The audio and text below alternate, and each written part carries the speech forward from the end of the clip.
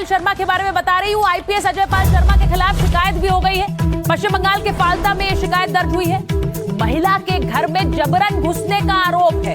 एक महिला की शिकायत पर यह केस दर्ज हुआ है। अब देख लीजिए, यही आरोप अभी टीएमसी के जो प्रवक्ता हैं रिजू दत्ता, इन्होंने प्रेस कॉन्फ्रेंस की और इन्होंने ये आरोप लगाए थे कल टीएमसी की तरफ से। अब ये शिकायत दर्ज हो गई है पश्चिम बंगाल में आईपीएस अजय पाल शर्मा के खिलाफ।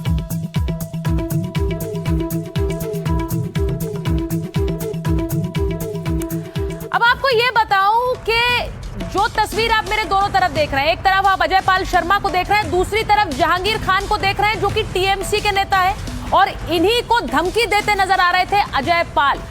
अब ये सीधे सीधे मीडिया में कह रहे हैं कि अगर अजय पाल सिंघम है तो मैं पुष्पा हूं। ये जहांगीर का बयान है। अब जहांगीर नाम के अपने जिस नेता को बचाने के लिए टीएमसी के नेताओं ने अजय पाल शर्मा पर केस दर्ज कराया है, उन्हें चेतावनी दे रहे हैं। वो जहांगीर खान अजय पाल शर्मा को धमकी देते नजर आते हैं। वही कह रहे हैं कि ये सिंघम तो मैं पुष्पा हूं और मैं फायर हूं। सुनिए जरा। আজকের ওরা অনেক খেলা দেখাচ্ছে, তা খেলা তো ওরা শুরু করেছে, শেষটা কিন্তু আমরা করব।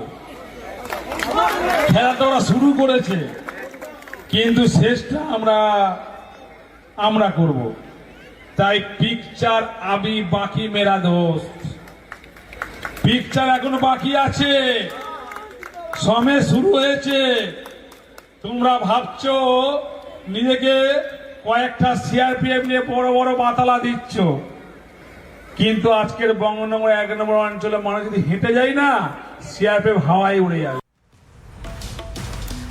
अब आपको यह भी बताती हूं कि जहांगीर खान को आपने सुना है। ये कौन है जहांगीर खान, क्योंकि इन्होंने सीधे सीधे धमकी अजय पाल शर्मा को दी है।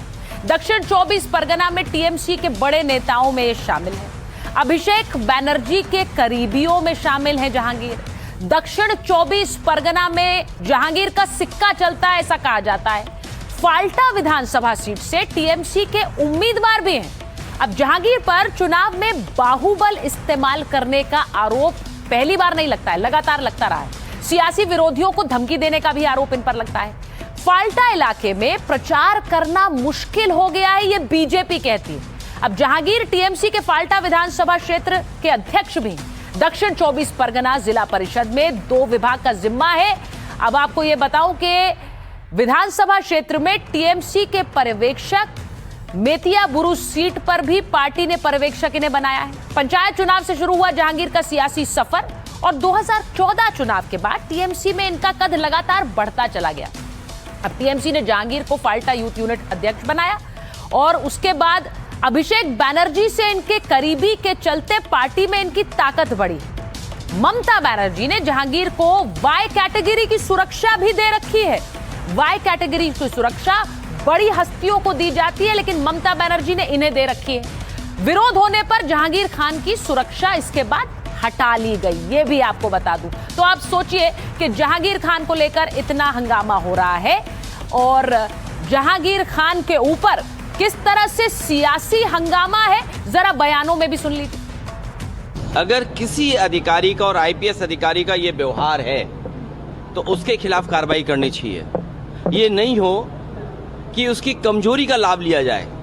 अभी तक जो देखने को मिल रहा है उत्तर प्रदेश में, आईपीएस और अधिकारियों की कमजोरी पर, उनकी नस पर हाथ रख करके सरकार न जाने कितने लोगों के ऊपर अन्याय करा रही है। शायद ये वही अधिकारी हैं जिन्होंने बड़े पैमाने पर अन्याय किया लोगों के ऊपर। देखिए, अजय पाल शर्मा जी का कनेक्शन मां भारती से जुड़ा हुआ है। अजय पाल शर्मा एक राष्ट्रभक्त पुलिस अधिकारी हैं और उनका कनेक्शन भारत माता से जुड़ा हुआ है, भारत की भूमि से जुड़ा हुआ है, सनातन से जुड़ा हुआ है। अखिलेश यादव जी के पेट में दर्द इसलिए हो रहा है कि उनका कनेक्शन बाबर से जुड़ा हुआ है। तो जिनके कनेक्शन बाबर से जुड़े हैं उनको ये बुरा लगता है।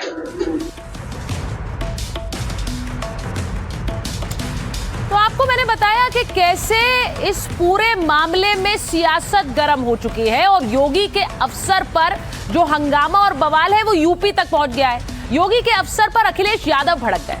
आईपीएस अजय पाल शर्मा को बंगाल भेजने का विरोध किया और नाम लिए बिना अजय पाल को बीजेपी का एजेंट कहा है। बीजेपी ने रामपुर संभल में इन्हें परखा और एजेंट बंगाल भेज दिया, ये अखिलेश यादव कह रहे हैं। अपना एजेंट भेजकर बीजेपी को कुछ नहीं मिलने वाला है। बंगाल में दीदी हैं और दीदी ही रहेंगी। अखिलेश यादव कह रहे हैं कि बीजेपी के एजेंट्स की सही समय पर जांच होनी चाहिए, बेहद सख्त दंडात्मक कार्रवाई होनी चाहिए।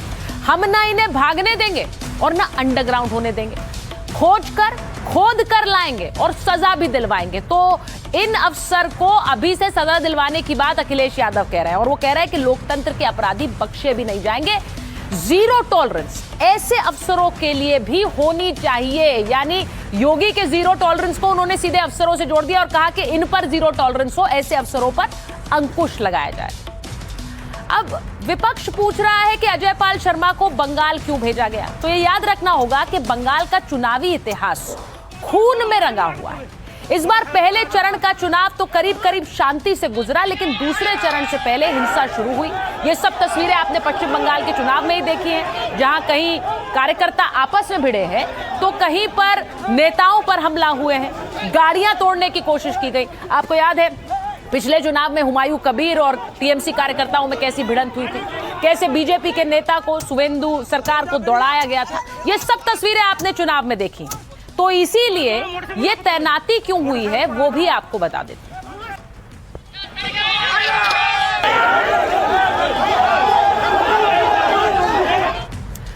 योगी आदित्यनाथ के ये अफसर इसलिए कहे जा रहे हैं क्योंकि ये यूपी से हैं। अब इनको क्यों बंगाल भेजा है, जरा ये भी समझिए। इलेक्शन कमीशन चुनाव में अफसर को दूसरे राज्य भेज सकता है। आरपी एक्ट 1951 के तहत इलेक्शन कमीशन को इसका अधिकार है। इलेक्शन कमीशन किसी भी आईपीएस ऑफिसर को पुलिस ऑब्जर्वर बना सकता है। चुनाव आयोग से सेंट्रल पूल से, यानी कि एक केंद्रीय एक पूल होता है, उससे चुनता है ऑब्जर्वर। संविधान के अनुच्छेद 324 में इलेक्शन कमीशन के पास इसका अधिकार है। अनुभवी अफसर ही पुलिस ऑब्जर्वर बनाए जाते हैं।